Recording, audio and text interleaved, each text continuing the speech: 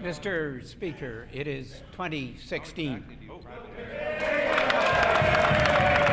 Dramatically improved treatment for individuals who suffer a stroke, including the use of dedicated stroke units, has been developed and implemented in all other provinces but Manitoba. Stroke units have been shown to significantly reduce disability and death from stroke, which is probably why Manitobans' outcomes for stroke are comparatively poor.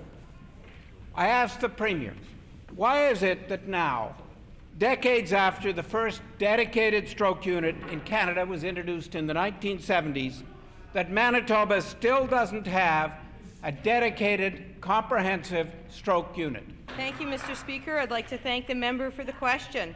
I can assure the member and all Manitobans that we actually work with the Heart and Stroke Foundation to put their recommendations into practice regularly, and we'll do it again.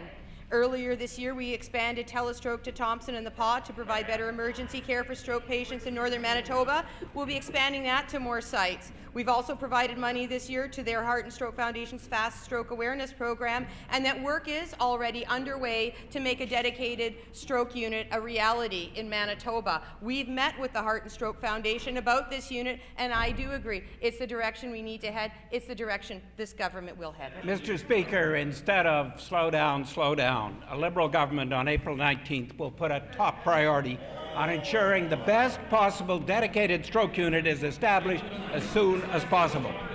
It is interesting that in 2013, a Winnipeg Regional Health Authority report said a dedicated stroke unit was supposed to be implemented by the end of last year, but never was.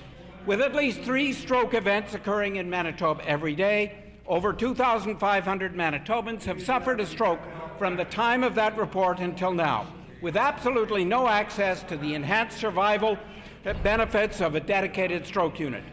Is it ever the intention of the NDP to follow through on establishing a dedicated stroke unit, or indeed any of their promises? Mr. Speaker, I'd like to thank the member for the question. As I've said repeatedly, both inside and outside of this chamber, this work is already underway. And when the member opposite talks about his party's plan, his leader has actually called the phrase is, she has called the actual nuts and bolts about these proposals, how they would work, irrelevant. Well, I'm sorry, Mr. Speaker, but the actual nuts and bolts of stroke unit planning, it's very intense. You need to work with the Heart and Stroke Foundation.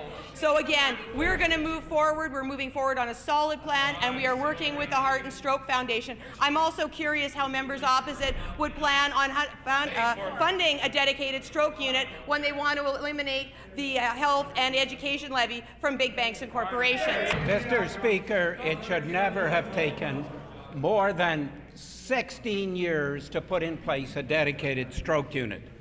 15% of strokes result in death. 75% of stroke patients are left with varying degrees of lifelong disability. Manitoba Liberals will ensure that the dedicated stroke unit is in place as fast as possible to provide better outcomes for stroke patients. In contrast, in information that we have found, the NDP government has given directives since 2011 for all departments to go slow in implementing programs.